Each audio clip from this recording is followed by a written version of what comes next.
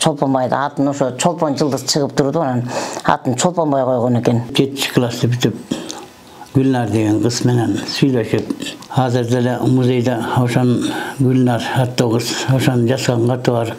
Çolpanbay Tilöberdiев сүйгөнүнө эмне деп жазганын окуп берейин. Келиним буйрсак Куда каласа төрөйүн деп туруп, атын Çolpanбай койсок болот туруп. Tilöberdi деген чоң атабыз экен да.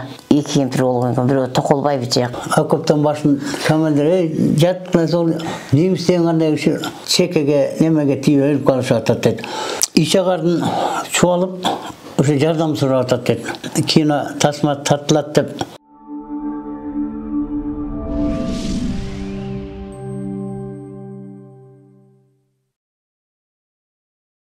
Сол тобунун көрүүчүсү сиздерге Чыңгыз Айтматов районундагы Çolpanбay Tilöberdiев айылынан салам айтабыз. Биз бүгүн мына ушул жеңиштин 80 жылдыгына карата Çolpanбay Tilöberdiевдин эрдиги тууралуу алдын жакындарынан буюрса маалымат алып сунуштайбыз. Жана ошондой эле Çolpanбay Tilöberdiевдин атын алып жүргөн мына ушул айыл тууралуудагы кызыктуу маалыматтар менен бөлүшөбүз. Өзүңүздөр көрүп тургандай, бул жакта оңдоп түзөө иштери жүрүп жатат. Мунун бардыгы 9 май жеңиштин 80 жылдыгынын урматына. Демек, биз менен бирге болуңуз. Кызыктын бардыгы алдыда.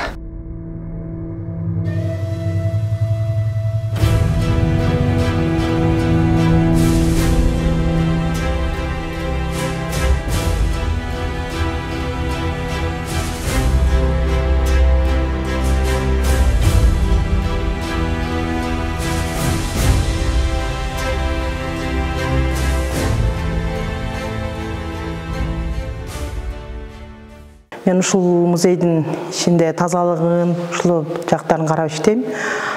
Бул музейдин ичинде Çolpanбay Tilöberdiевдин жалаң өзүнө камтылган буюмдары, каттары, ушулар бар, ушул жерде сакталат.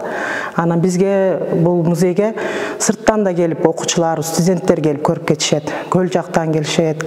Бар келип көрүшүп ушу музейдин тарыхы боюнча таанышып кетишет да. Сиздер да ушинтип биздин айылыбызга келип музейди көрөбүз десеңиздер, келип көрүп таанышып кетсеңиздер болот. Чакырабыз сиздерди. Биз ар башкабыз, бирок бизди бириктирип турган үй бүлөбүз. Үй бүлө бул жүрөктөрдү бириктирип турган эң ишенимдүү түйүн. О мобилдик операторунун үй бүлө премиум тарифы. Бул болгону 1990 сомго чексиз байланыш менен 3 сим-карта, секундасына 500 мегабитке чейинки ылдамдыктагы үйдөгү интернет жана телевидение. Бүтүндөй үй бүлөңүздүн мобилдик байланышы менен үйдөгү интернетти бир айда бир эле жолу төлөңүз. Үй бүлө ар дайым биринчи орунда. Ардактуу көрүүчүлөр, азыр биз Çolpanбay Tilöberdiевдин музейиндебиз. Ал эми бул жакта ушул баатырыбызга тиешелүү буюмдар, ал жөнүндөгү маалыматтар, анан дагы ошол маалыматтарда айтылган Çolpanбay Tilöberdiев согушка кетерде сүйгөн кызы келип, анан коштошкондо дагы көзүнө жаш алган тууралуу маалыматтар айтылат. Андан тышкары бул жерде ошол Çolpanбay Tilöberdiев ошол кандуу майдандан сүйгөнүнө жазган каты дагы мына ушул музейдин ичинде сакталган. Алгат мындай жазылган, азыр сиздерге мына ушул катта Çolpanбay Tilöberdiев сүйгөнүнө эмне деп жазганын окуп берейин. Мындай дейт: Сүйүктүү Gülnar менен, сүйүктүүм, үмүтүм жарык дүйнөм. Көптөн бери сага кат жаза албадым. Уруш катуу жүрүп жатат. Жоокерлер суй жыгылышты.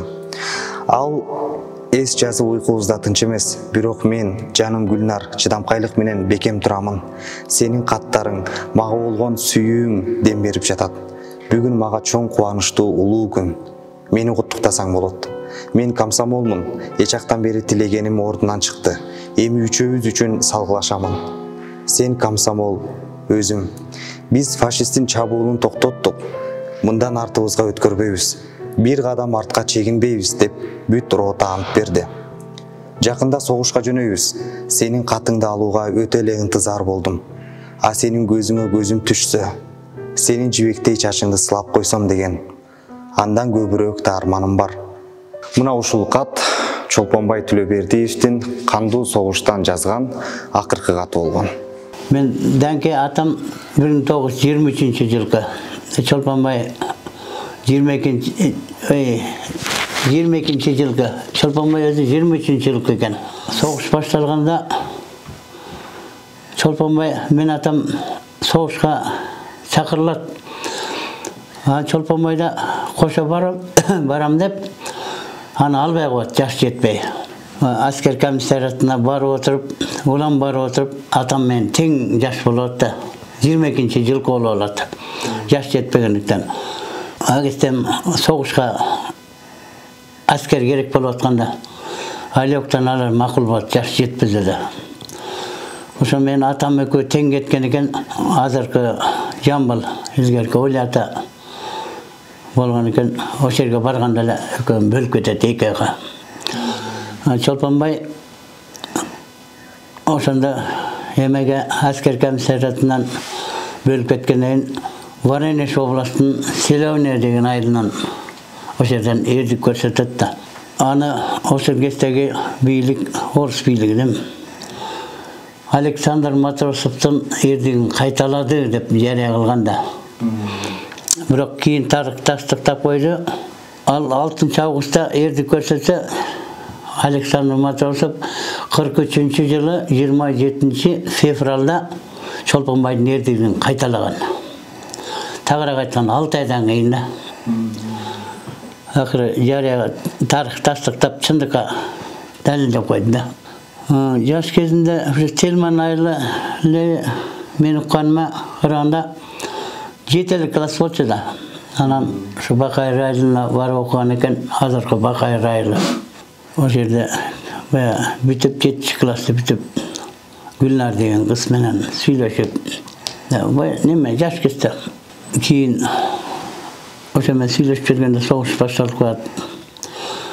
Азыр деле музейде ошон Гүлнар аттуу кыз, ошонун жазган каты бар. Согушта жүрүп кат жазган экен. Бирок тилекке каршы тилегине жетпей калды. Согуштан ушинтип кайтыш болду. Воронежде барганда мен биринчи жолу көрдүм ошо Воронежде Селовня айылын, Селовня 2 деген Меловой гор деген айыл экен. Чолпонбайдын жана Дузотко чыккан жердин Меловой гор деген бор сыяктуу мел борда. Ушунчалык бийик жер экен. Адам, жөө адам чыга албайт го дейм. Ошол жерден канча адам болуп чыккан экен, жалгыз Чолпонбай ошол жерден турмуш жеткенде бир жолдо кайтыш болгон. Ошол жерде мен эстеликти көрүп, ушунчалык таасир калтырды. Ушу Кыргызстан баатыры бөлөк жерде бар.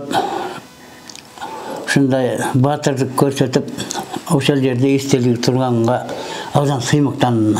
Орус эли аябай сыйынат экен.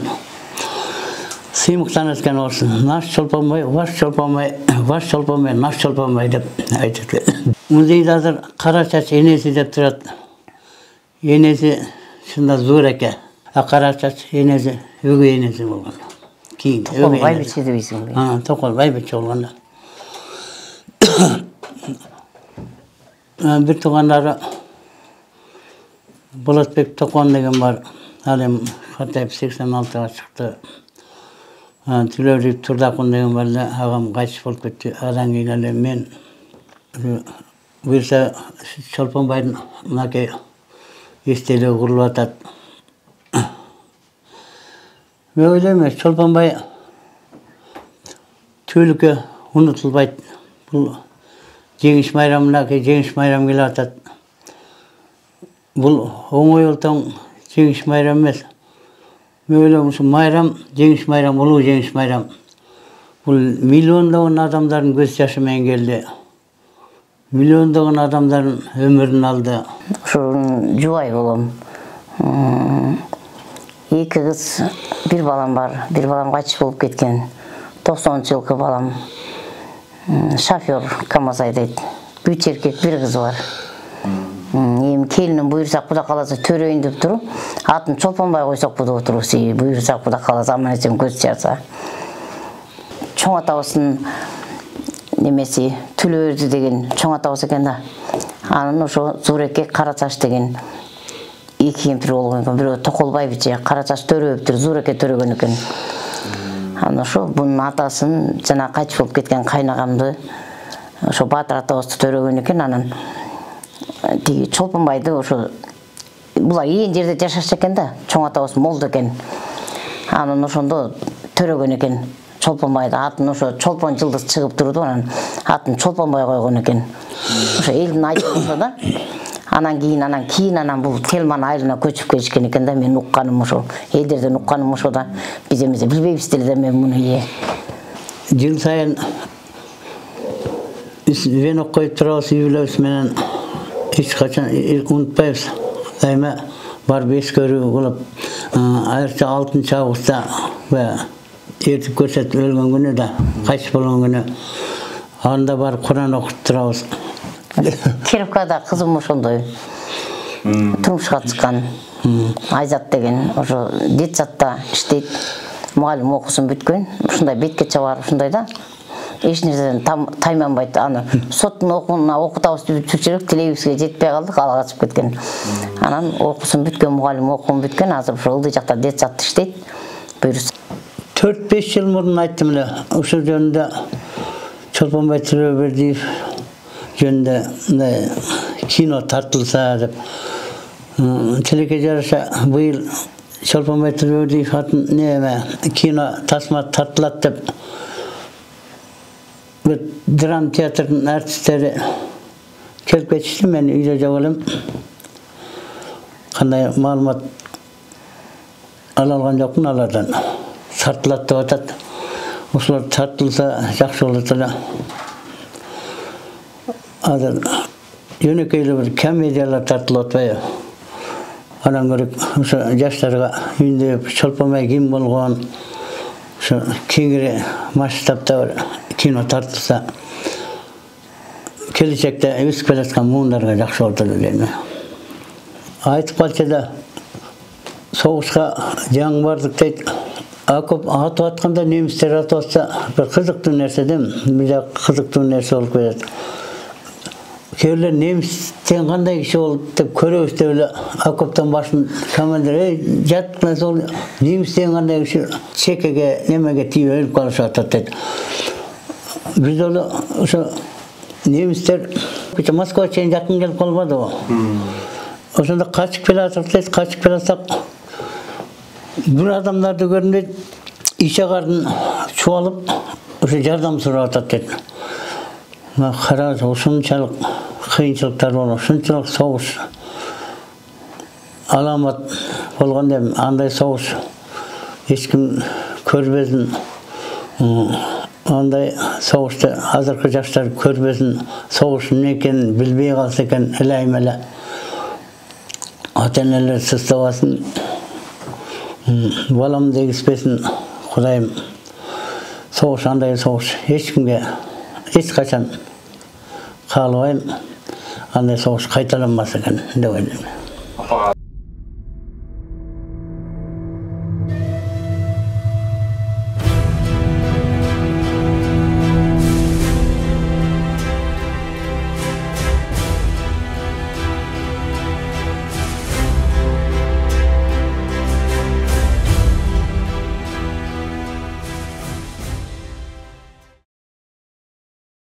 Биздин Чолпонбай атабыз ошо 22-жылы туулуп, 42-жылы 20 жашында улуу атамекендик согуштун Дон, Воронеж областында Дон боюндагы немистердин ошо Дузотун көкүрөгү менен тозуп, баатыр эрдигин көрсөтүп, ошол биринчи Дузоттук мембрананы ошо жапкан баатырлардын бири экен да, биринчи болуп жабылган. Анан ошо быйыл буга чейин 80 жылдыгы, 90 жылдыгы өтүп келип аткан жылда мамлекет тарабынан туулган күнүндө, анан өлгөн күнүндө, анан албетте 9-майда ошо эскерүү кечелери болуп турат жыл сайын. Быйыл согуштун 80 жылдыгына байланыштуу ошо айылда реконструкция музейдин астында жумуштары жүрүп аткан экен.